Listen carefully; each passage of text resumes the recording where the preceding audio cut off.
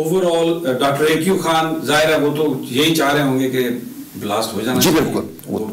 اور ہماری عسکری قیادت کا بھی یہی تھا کہ ہونا چاہیے. سیاستدان تھوڑا نفع نقصان دیکھنا چاہ رہے تھے کہ امریکہ کو ناراض نہ کیا جائے یا ان کو یا راضی کیا جائے کسی طریقے سے. ہو گیا بلاسٹ. پھر آپ امریکہ گئے, دورے آپ نے کیے, بعد میں سارا کچھ آپ نے بیان فرمایا کہ یہ توجیہ پیش کی انہوں نے اور کلنٹن صاحب نے ان کو ایکسیپٹ کیا. آپ کو کچھ ان یوزول سا یہ محسوس نہیں ہوا اس پر معذرت خانہ لہجہ جو ہمارا ایک نیشنل پرائڈ ہے, ہمیں جو کرنا تھا تو اس پر ہمیں اپولوجیٹک ہونا یا عذر دینا؟ پہلے ایک چیز میں اور ذکر کر دوں, اگین وہ بڑا اہم واقعہ ہے کہ جس دن ٹیسٹ ہوئے اس سے پہلے کا 28 تاریخ سے پہلے کا 27 اور 28 کی رات کو میں حسب میں ان دنوں میں ان 17-18 دنوں کیا جب بھی یہ کرائسس کے دن ہوتے تھے تو میں تقریباً 24 گھنٹے دفتر میں کام کیا کرتا تھا, اور میں نے اپنی ایک ینگ افسروں کی ٹیم بنائی ہوئی تھی جو میرے ساتھ رہتے تھے.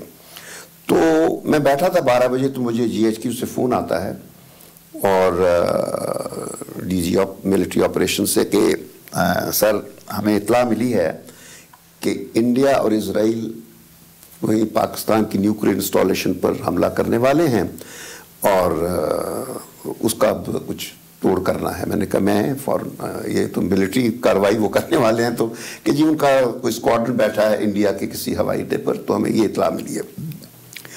تو میرے بال میں کورٹ میں چونکہ بال ڈال دیا گیا تو میں نے اسی وقت پھر انڈین ہائی کمشنر کو بلایا, ستیش چندر تھے ان کا نام, تو وہ آئے رات کے 12:30 بجے.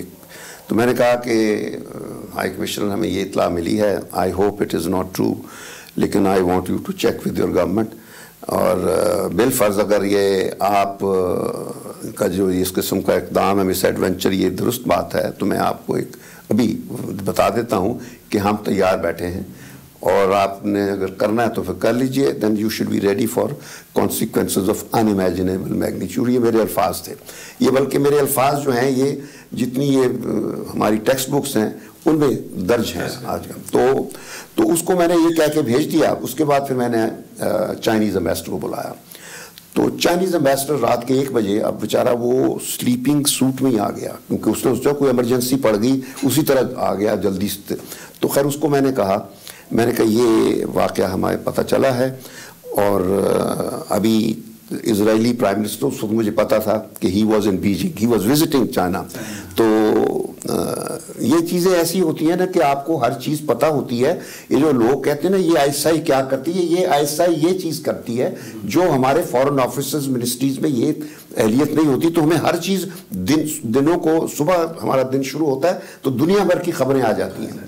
تو مجھے پتا تھا کہ اسرائیل کا پرائم منسٹر وہاں پہنچا ہوا ہے. تو میں نے کہا کہ وہ بیٹھا ہے, اس سے آپ جگانا پڑے جگا کے پتہ کریں کہ یہ اس خبر میں کتنی صداقت ہے. چائنیز امبیسڈر کو کہہ کے چلے. پھر میں نے کوفی عنان کو, اقبال رضا ہوتے تھے اس کے چیف آف سٹاف, اس کو فون کیا کہ اس کو بتا دو, اور احمد کمال تھا, اس کو میں نے کہا کہ تم CNN پہ جا کر ایک لائیو یہ بات کہہ دو کہ ہمیں پاکستان کو ایک رپورٹ ملی ہے کہ انڈیا اور اسرائیل حملہ کر لیں. یہ پریمپٹ کرنے کے لیے تھا. پھر میں نے امریکن امبیسڈر کو بلایا اور رشین امبیسڈر کو, میجر پارٹس کو بلا کے وہ دے دیا. صبح 5 بجے سے پہلے مجھے انڈین امبیسڈر نے جواب دے دیا کہ ایسی کوئی بات نہیں. چائنیز نے جواب دے دیا. اقبال رضا نے کہہ دیا کہ ہم نے چیک کر لیا ہے. امریکن نے کھوکھرتا ہوتا امبیسڈر, اس کی میٹنگ بات کروا دی اسرائیلی امبیسڈر سے واشنگٹن, جس نے اس کو کہا کہ سب غلط ہے. تو یعنی صبح 7 بجے تک ہر چیز کلیئر ہو گئی تھی. تو رات کو میں نے صرف فورن منسٹر کو تو جگا دیا تھا اور اس کو تھوڑی دیر کے لیے غور ایوب تھے, مگر میں نے پرائم منسٹر کو جگانا مناسب نہیں سمجھا تھا. صبح پھر میں نے 7 بجے ان کو فون کر کے بتایا کہ رات کو یہ واقعہ ہو گیا تھا, کرائسس تھا, میں نے کرائسس مینیج کر لیا.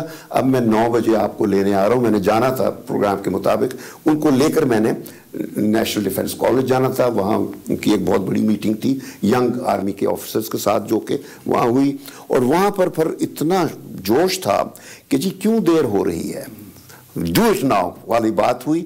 تو اس کے بعد یہ بھی انٹرسٹنگ چیز ہے کہ جب وہ میٹنگ ختم ہوتی ہے تو نواز شریف صاحب کو پسینے آئے ہوئے تھے اس وقت. تو مطلب وہ سوچ رہے تھے کہ دیر ہو رہی ہے اور یہاں اتنا وہ ہے جوش کی مایوسی ہو رہی ہے لوگوں کی. تو آرمی چیف بھی تھے جنرل جہانگیر قیامت, تو ہم سب کافی کے لیے جب ایک جگہ کھڑے تھے تو نواز شریف نے مجھے کہا شمشاد صاحب تجھے میرے نال آ جاؤ. جب بھی وہ پریشانی میں ہوتے تھے نا ہمیشہ دورے پہ وہ مجھے ساتھ کہتے تھے تجھے میرے نال آ جاؤ. تو ساتھ ہی انہوں نے جہانگیر قیامت کو کہا کہ جان صاحب آپ بھی آ جائیے. تو میں ان کی گاڑی میں بیٹھ گیا جے کے پیچھے. تو ہم پرائم منسٹر کے دفتر پہنچے تو جا کے نواز شریف صاحب ایسے بیٹھ گئے, ایک طرف جہانگیر قیامت صاحب ہیں دوسری طرف میں. تو جنرل صاحب سے پوچھا کہ جنرل صاحب اب کیا کرنا ہے. جنرل صاحب نے کہا کہ سر دس از یور ڈیسیژن اور سیاسی فیصلہ ہے, ہم تیار ہیں ہر چیز کے لیے, اب فیصلہ آپ نے کرنا ہے اور یہ آپ اوبیسلی آپ جو بھی فیصلہ کریں گے اس کے لیے ساری چیزیں آپ سوچ لیجئے پورا. کیونکہ اور یہ بات بالکل درست تھی. جب مجھ سے کہا شمشاد صاحب میں نے کہا کہ سر جو لائف اور سروائیول کا لائف اور ڈیتھ کا مسئلہ ہوتا ہے, زندگی اور موت, اس کی کوئی قیمت نہیں ہوتی ہے. کیونکہ وہ کہا گیا تھا کہ اس کی قیمت آپ کو دینی پڑے گی. میں نے کہا کوئی قیمت نہیں ہوتی, بس میں نے تو نواز شریف نے کہا تھینک یو. تو شام کو 3 بجے 4 بجے دھماکے ہو گئے تھے. تو یہ ایک واقعہ ہو گیا. اس سے پہلے جب میں چائنا سے واپس آ رہا تھا جس دن, تو کراچی سے اس وقت جو جمبو جیٹ ہوتا تھا تو میری اوپر سیٹ تھی اور سلمان اور جنرل ذوالفقار میرے ساتھ گئے تھے, جو یہ دونوں نیچے تھے اور ایک اور تھے تیسرا بندہ بھی تھا ہمارے ساتھ, وہ نیچے تھے. تو مجھے ایئر ہوسٹس نے ایک چٹ لا کے دی اور اس پہ مجھے لکھا تھا mister Shamshad you will be called burnt alive, baked and burnt alive. تو میں نے اس سے پوچھا لڑکی سے, میں نے کہا یہ کہتی ہے آپ کے کسی ساتھی نے دیا ہے مجھے. تو میں نے اس کو کہا بلواؤ. تو سلمان آیا, کہتا ہے چٹ مجھے کوئی دے کے گیا تھا, میں نے تو پڑھی نہیں, اس نے صرف یہ کہا تھا کہ میرا میسج شمشاد صاحب کو دے دیجیے. اوبیسلی وہ میرا پرسنل میسج نہیں پڑھتا تھا. تو اس نے میں نے اس کو دکھایا. تو بس جب میں اسلام آباد واپس آیا تو وہاں بھی پتہ چلا کہ فورن آفس سے بھی کچھ کالز آئی ہیں فورن سیکرٹری کے دفتر میں کہ شمشاد کو کہہ دو کہ یہ اس سے پیچھے ہٹ جائے ورنہ ہم سے برا کوئی نہیں ہوگا. تو اس قسم کی دھمکیاں بھی چلتی رہی تھیں. بس یہ سبسکرائب کریں اور بیل دبائیں تاکہ کوئی خبر رہ نہ جائے.